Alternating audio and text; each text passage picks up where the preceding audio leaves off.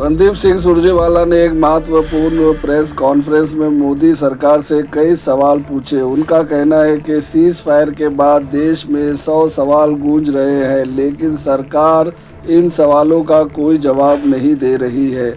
उन्होंने कहा कि जब देश के निर्दोष लोग शहीद हो रहे तो कुछ लोग सिंदूर और शहादत पर सियासत कर रहे हैं, जो शर्मनाक है। सुरजेवाला ने कहा कि अब मोदी सरकार को कुछ अहम सवालों के जवाब देने ही होंगे।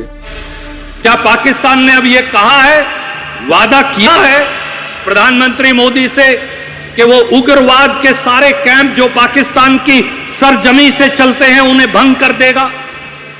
क्या पाकिस्तान ने कहा है कि पहलगाम में जिन्होंने हमारे 26 नागरिक मारे, हमारी बहनों का सिंदूर उजाड़ा, उन उग्रवादियों को पाकिस्तान वापस हमें देगा ताकि हम उन्हें फांसी टांग सके?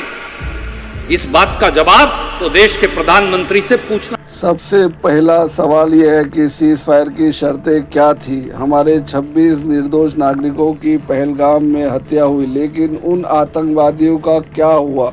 क्या पाकिस्तान उन्हें भारत को सौंपेगा ताकि उन्हें फांसी दी जा सके? क्या जैशे मोहम्मद जैसे आतंकी संगठन का अंत होगा? क्या पाकिस्तान अब अपने टेरर कैंप को बंद करेगा?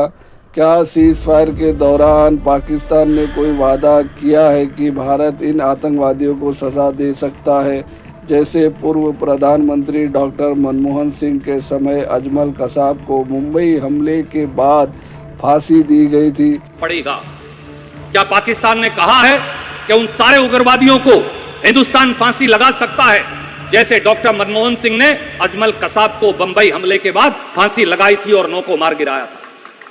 यह सवाल तो पूछना पड़ेगा। यह सवाल तो पूछना पड़ेगा कि क्या पाकिस्तान अब हिंदुस्तान में आतंकवाद फैलाने से बाज आएगा? क्या फिर किसी बहन का सिंदूर उजड़ तो नहीं जाएगा? यह सवाल तो पूछना पड़ेगा।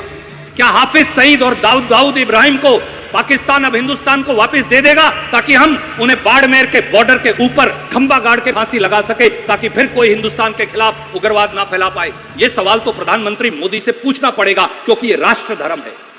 यह सवाल तो पूछना पड़ेगा।